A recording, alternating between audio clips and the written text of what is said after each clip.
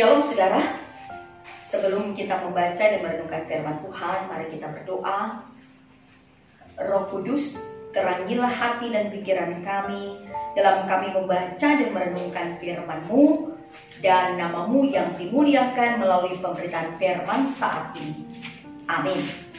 Mari kita membaca Yesaya pasal 36, ayatnya yang ke-26 dan ayatnya yang ke-27. Demikian firman Tuhan.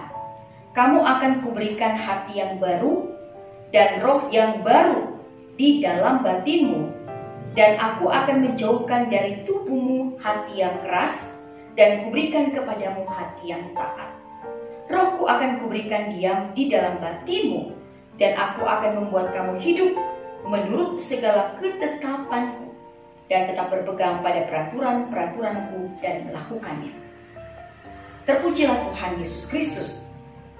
Saudara yang dikasihi Tuhan, tak ada pemulihan tanpa pertobatan, dan tak ada perbaikan tanpa perubahan.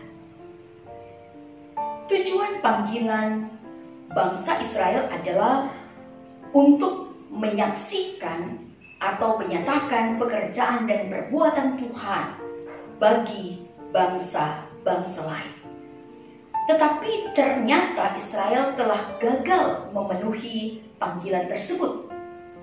Karena itu, untuk menggenapi panggilan itu, Tuhan sendiri berinisiatif menentukan tindakan dengan cara melakukan transformasi yang radikal dalam diri dan kehidupan umat Israel.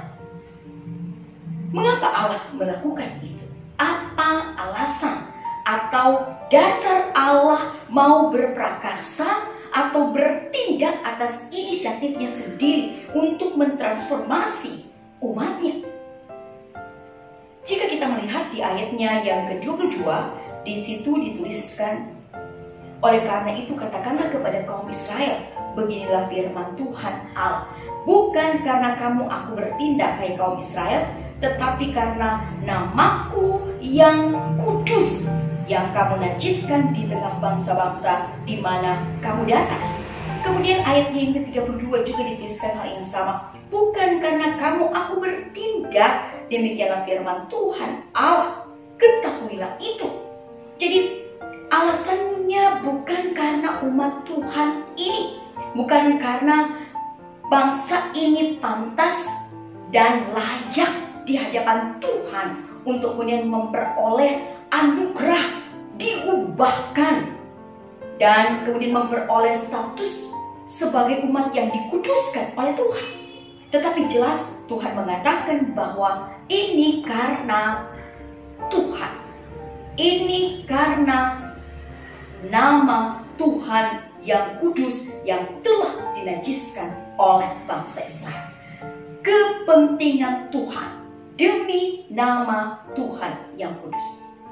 Jika kita melihat mulai pada ayat yang pertama sampai ayat yang 15, nubuatan Nabi Yehezkiel ini dimulai dengan mengalamatkan itu kepada tanah Israel. Tanah ini dicelah oleh karena dipandang Israel lah yang telah menajiskannya. Akibatnya mereka diangkut ke pembuangan.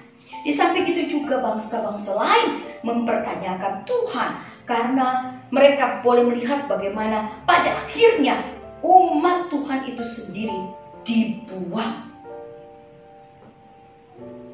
Tuhan menghendaki agar bangsa Israel merasa malu dan ada pengakuan yang mendalam akan kesalahan mereka. Sekaligus juga kelak bangsa-bangsa lain yang tadinya mempertanyakan Tuhan akan mengakui siapa Tuhan dan mengakui keselamatan yang berasal daripada Tuhan. Seperti gambaran di ayat yang ke-22, juga ayat 31 dan ayatnya yang ke-32. Allah mau mentransformasi bangsa ini oleh karena namanya telah dinajiskan. Allah itu kudus dan Ia mau menunjukkan kekudusannya terhadap umat ini dan juga terhadap bangsa-bangsa lain dengan memproses secara khusus bangsa Israel sehingga mereka pun harus kudus. Hanya dengan cara seperti ini, dengan tindakan Allah sendiri, Israel bisa menjadi umat Allah dan Allah menjadi Tuhan mereka untuk menyampaikan tujuan dan cita-cita Allah dalam rencana keselamatannya. Saudara-saudara, ini adalah anugerah Tuhan, tindakan Allah sendiri untuk kemudian memulihkan bangsa ini, dan bukan karena sesuatu yang dipandang layak untuk kemudian dinilai Tuhan sehingga bangsa ini berkenan di mata Tuhan untuk diubahkan, dipulihkan,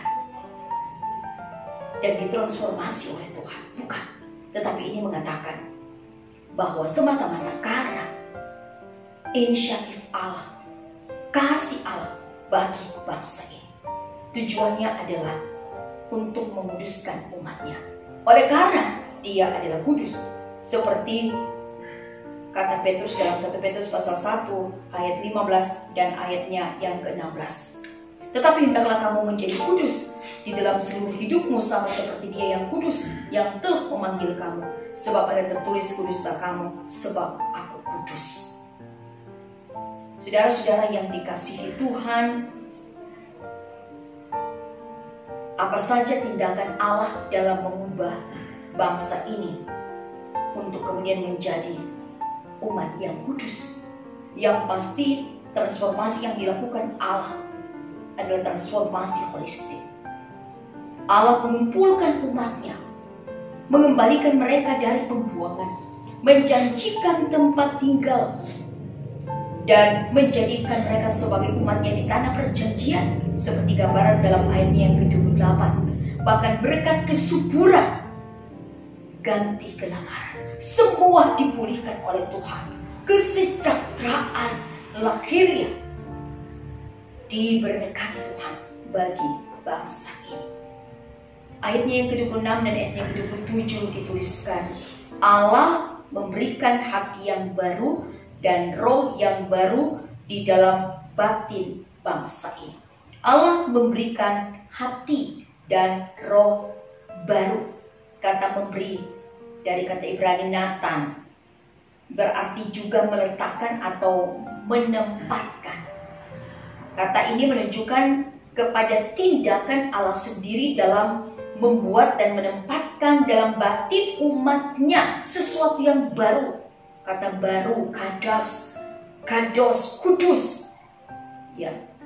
Hati dan roh yang baru berarti hati dan roh yang kudus, yang ditaruh Tuhan.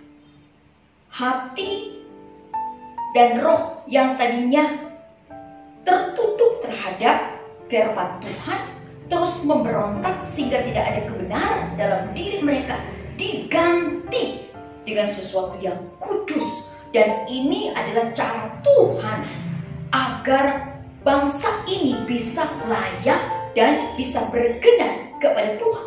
Pemberian hati dan roh yang kudus ini sejalan dengan nama Tuhan yang kudus. Oleh karena tadi telah disampaikan bahwa mereka telah menajiskan nama Tuhan, bukan hanya dalam konteks kehidupan mereka, tetapi juga di tengah-tengah bangsa-bangsa sekitar. Oleh karena itu Tuhan mau menguduskan namanya dengan menguduskan umatnya, sehingga bangsa-bangsa lain boleh menyaksikan kekudusan umatnya dan juga menyaksikan kekudusan Tuhan dengan cara sekali lagi memberikan hati dan roh yang baru. Selanjutnya dikatakan dalam ayat 26, Allah akan menjauhkan dari tubuh bangsa Israel hati yang keras dan memberikan hati yang taat, hati yang telah membatu, yang sepertinya sulit untuk diubah. Kemudian oleh Tuhan, oleh inisiatifnya, digantikan dengan hati yang taat. Allah membuat hati bangsa ini berbalik, sesuatu yang memang agak sulit untuk dilakukan dengan kekuatan sendiri. Tuhan yang menyebabkan umat Israel berbalik kepadanya. Dan Dia jugalah yang menjauhkan hati yang telah membatu itu, yang tertutup pada kebenaran, dan menggantikannya dengan hati yang lembut, hati yang taat kepada Tuhan. Ini juga merupakan tindakan Allah, prakarsa Allah, supaya bangsa ini sadar akan kesalahannya, dan juga mereka akan merasa muak dan malu atas segala apa yang telah mereka lakukan kepada Tuhan sebagai bentuk pelanggaran atas status mereka sebagai umat pilihan Tuhan yang telah mencoret kekudusan Tuhan. Ini adalah anugerah Tuhan. Pertobatan yang terjadi tidak bisa dilakukan oleh bangsa ini, tetapi dikerjakan oleh Allah sendiri. Inilah kasih karunia Tuhan untuk setiap orang, termasuk saya dan saudara. Kita tidak bisa berbuat apa-apa tanpa Allah merancangkan itu dan Allah mengerjakan itu atas hidup kita. Kita tidak bisa menganggap kesalahan hidup kita, status kita, jati diri kita, kesaksian dan pelayanan kita sebagai sesuatu yang pantas dan layak untuk mendapat perkenanan Tuhan. Semua yang kita alami, keselamatan dan kehidupan baru di dalam Tuhan, adalah semata-mata karena anugerah Tuhan. Selanjutnya dalam ayat yang 27 dikatakan bahwa Tuhan akan memberikan roh-Nya kepada umat Tuhan dan akan diam di dalam batin bangsa Israel. Tuhan akan membuat mereka hidup menurut segala ketetapan Tuhan serta berpegang pada peraturan-peraturan dan membuat mereka melakukan ketetapan, hukum, dan peraturan Tuhan. Roh Kudus dianugerahkan untuk membuat umat yang dikuduskan oleh Tuhan mengerti sekaligus juga memelihara dan melakukan kebenaran Tuhan dalam hidup mereka. Bahwa pertobatan yang terjadi dalam kehidupan orang Israel atas prakarsa dan inisiatif Allah kemudian tidak akan ada artinya jika tidak dikerjakan oleh Roh Kudus. Bahwa hati dan roh yang baru tidak bisa kemudian dinikmati jika bangsa ini bergantung pada kekuatan dan kemampuan pribadi masing-masing. Kerohanian bangsa ini tidak akan bertumbuh jika hanya bergantung kepada kekuatan mereka yang terbatas, tetapi semuanya akan terus mengalami pertumbuhan jika itu bergantung pada pekerjaan Roh Tuhan. Roh Kudus dianugerahkan sekali lagi supaya bangsa ini hidup dalam kewaspadaan untuk kemudian berjaga-jaga dengan mengerjakan keselamatan yang Tuhan anugerahkan. Ini berarti bahwa ada konsekuensi orang yang didiami oleh Roh Kudus, yaitu memunculkan kesadaran inilah tanggung jawab sebagai umat Tuhan yang dicurahkan atau yang telah menerima Roh Kudus. Tidak hanya sekedar menjadi ciptaan baru, dikuduskan oleh Tuhan, memperoleh status baru sebagai umat Tuhan, tetapi terdorong untuk sadar ada sesuatu yang harus dilakukan, bahwa kita telah menjadi ciptaan baru di dalam Kristus oleh karya Roh Kudus untuk kemudian melakukan pekerjaan baik. 2 Korintus 5 ayat 17 dan Efesus 2 ayat ke-10. Dan ini adalah tanggung jawab orang percaya.